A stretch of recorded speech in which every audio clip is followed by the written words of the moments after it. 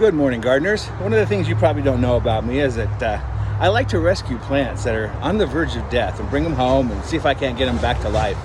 And I made a big score the other day rescuing a hydrangea from a dumpster of doom.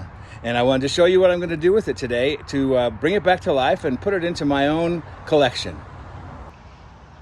This poor little guy was in the dumpster as if it were dead, and it happens to be a Hydrangea strawberry sundae, which is a variety I don't have and have been wanting to add to my collection. So this was kind of a happy accident, and it's just been ripped out of the ground.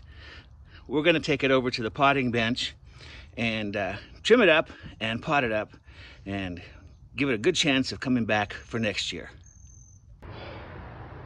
So the first thing I did was grab a couple of pots that I think might be the right size. Look at this poor little guy. He's been abused pretty badly.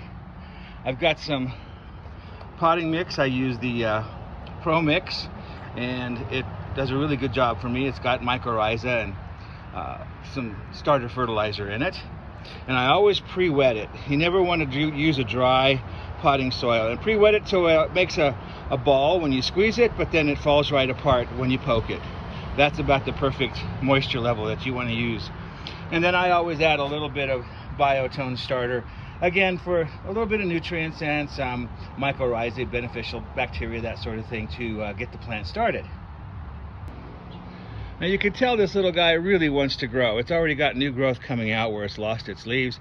I suspect this plant was underwater. Just looking at some of the old leaves that are on here are brown and crispy, and it doesn't take much to underwater a hydrangea, especially here in Colorado where we have, no humidity, very little rain, and if you miss a day on a new plant, you're in trouble. So what I'm going to do now is take this plant, I'm going to use my clippers, and I'm going to cut back some of this top growth and thin it out a bit so there's not so much for the reduced root system to support, and then we'll get it in a pot.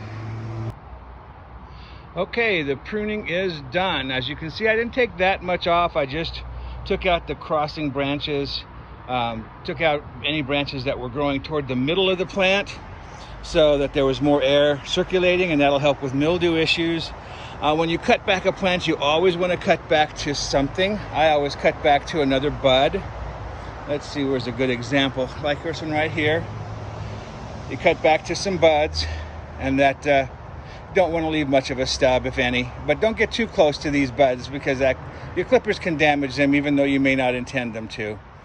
So I also took out some of the old potting soil and exposed a lot of the roots, and chose this size container because it looks like it fits really comfortably in there with a good 1.5 inches or 2 inches all the way around.